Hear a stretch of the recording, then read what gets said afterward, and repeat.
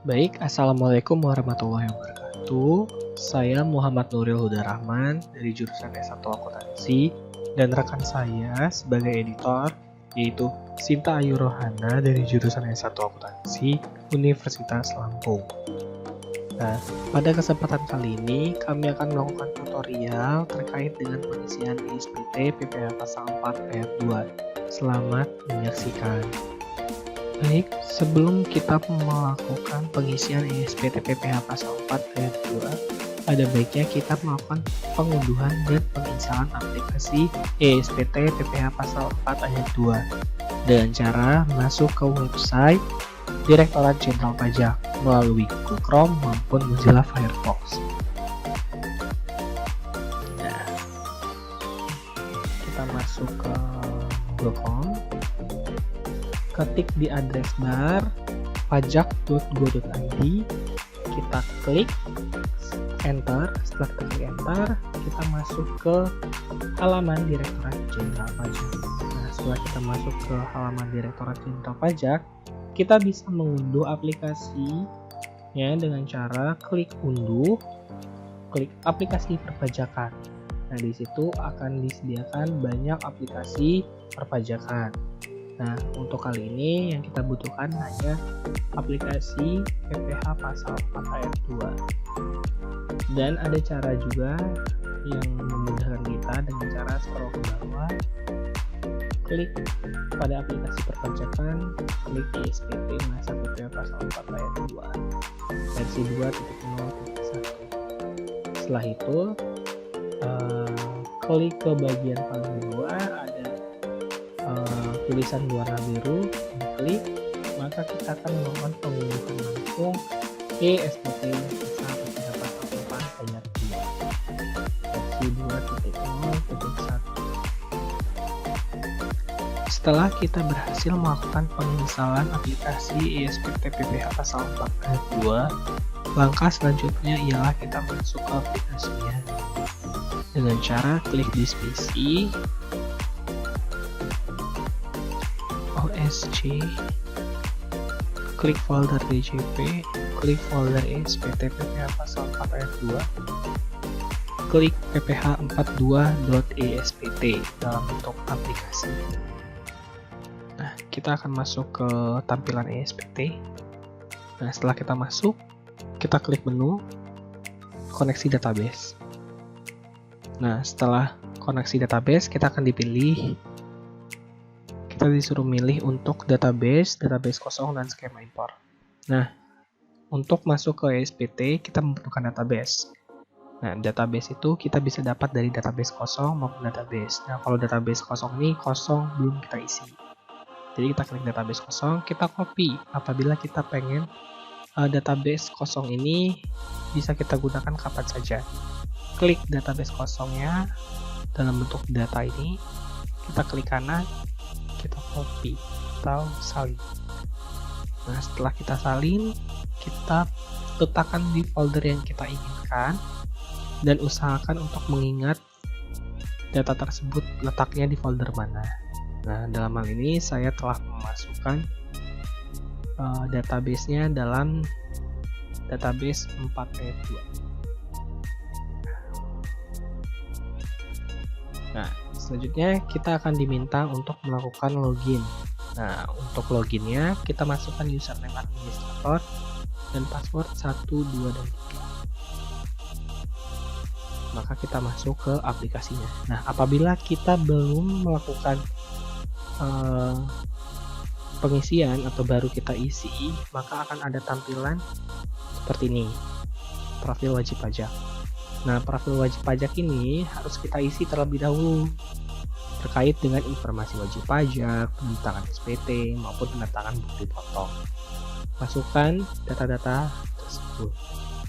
Nah, untuk data berbentuk bintang itu wajib untuk diisi. Sedangkan yang tidak ada tanda bintang itu opsional atau bisa kita isi, bisa tidak. Maka setelah kita melakukan pengisian, kita klik simpan. Maka data profil berhasil disimpan. Nah, selanjutnya kita buat SPT.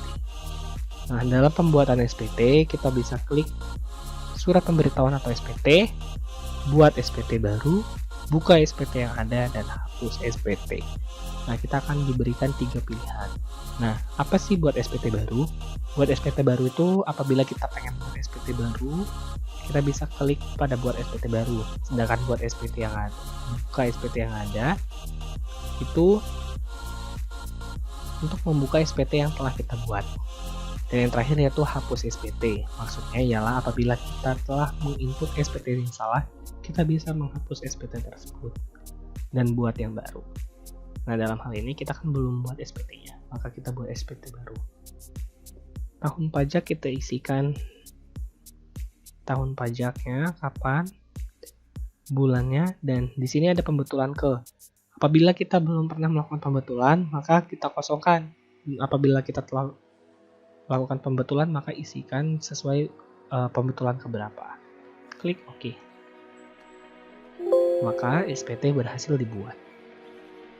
Baik, langkah selanjutnya yang kita lakukan ialah mengisi daftar bukti pemotongan atau pemungutan PPh final pasal 4 ayat 2 dengan cara klik surat pemberitahuan atau SPT. Selanjutnya kita akan pilih daftar bukti pemotongan atau pemungutan PPh final pasal 4 ayat 2. Nah, di sini kita diberikan halaman terkait dengan daftar bukti pemotongan atau pemungutan PPh final pasal 4 ayat 2. Selanjutnya kita klik tambah. Nah, setelah kita mengklik tambah, kita akan diberikan pilihan terkait dengan jenis bukti pemotongan atau pemungutan PPh final pasal 4 ayat 2.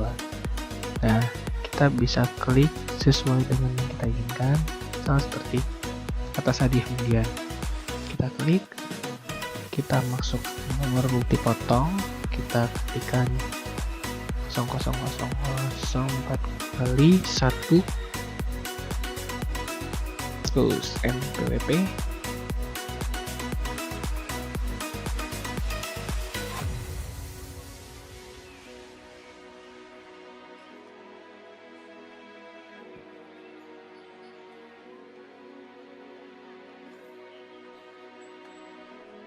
selanjutnya nama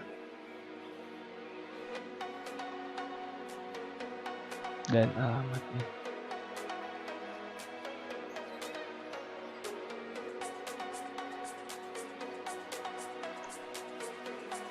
Nah, terkait dengan jenis hadiah undian, jumlah bruto hadiah undian, tarif, dan PPh kita bisa masukkan dengan klik tambah.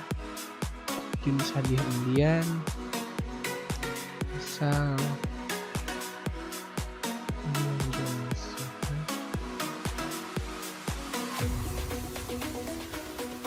terus jumlah brutonya,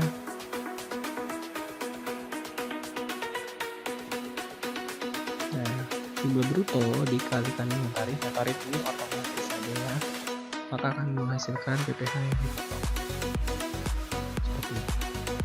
Terus kita klik simpan.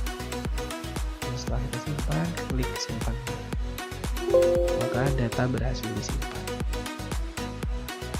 Baik, selanjutnya kita bisa menambahkan data baru atau menginput daftar bukti pemotongan atau pemungutan PPh final pasal 4 ayat 2 yang baru dengan klik tambah.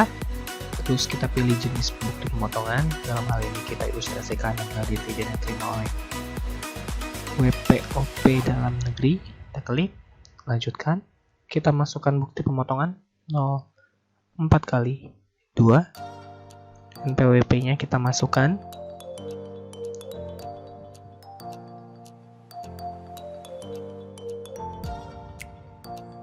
Kita tulis namanya, peroleh, dan kita tulis alamatnya. Ya, setelah itu kita masukkan datanya, kita tambahkan bruto dari dividennya diperoleh.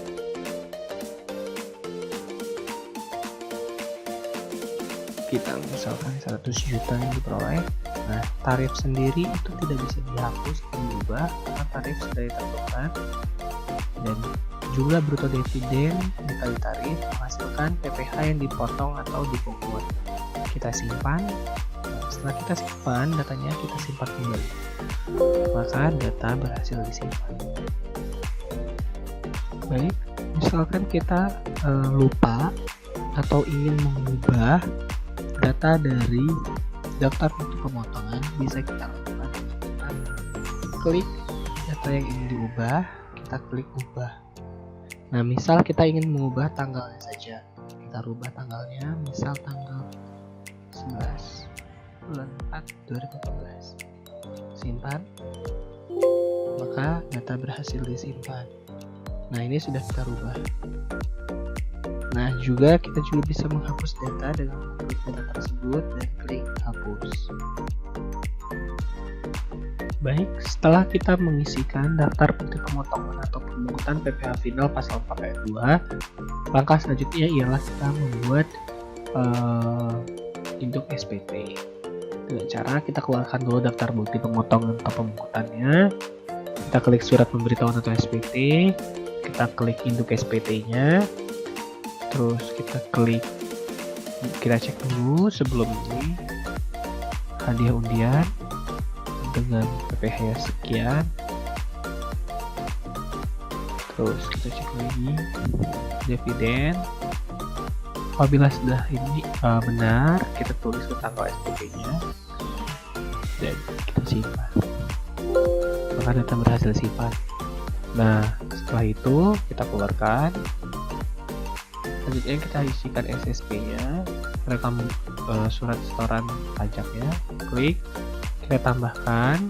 Nah, kita pilih kode jenis setorannya. Tadi kita mulai dividen dulu. Maaf, bukan dividen, hadiah. Kita isi hadiah dulu. Nah, sebesar jumlah pembayaran 3.750.000. NTPN-nya. Nah, tanggal pembayarannya, ingat tanggal pembayaran harus lebih.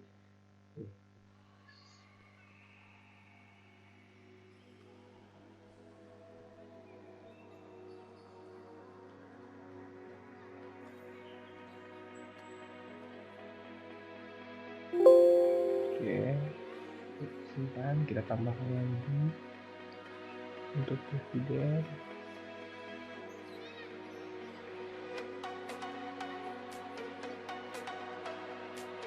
Pembayarannya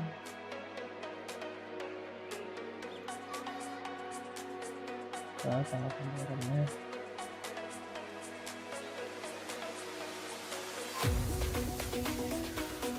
kita coba, maka kita keluar. Selanjutnya kita bisa melakukan menu cetakan SPT. Maka kita akan memperoleh induk SPT daftar bukti pemotongan.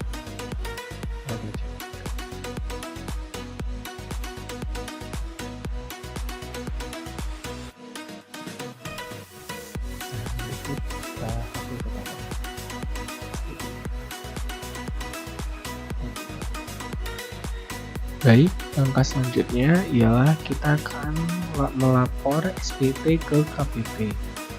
Nah, dengan cara kita keluarkan SPT-nya, terus kita klik lapor SPT, klik kembali lapor data SPT ke KPP. Nah, kita buat file CSV-nya, tergantung di mana kita mau. Misalnya tadi 4 ayat 2, oke. Nah, maka file CSV berhasil dibuat. Apa sih CSV itu? CSV itu akan berupa kombinasi kode nomor dan alfabet yang bisa dibaca oleh KPP.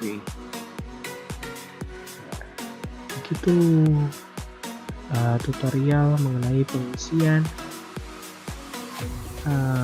SPT PPh pasal 4 ayat 2.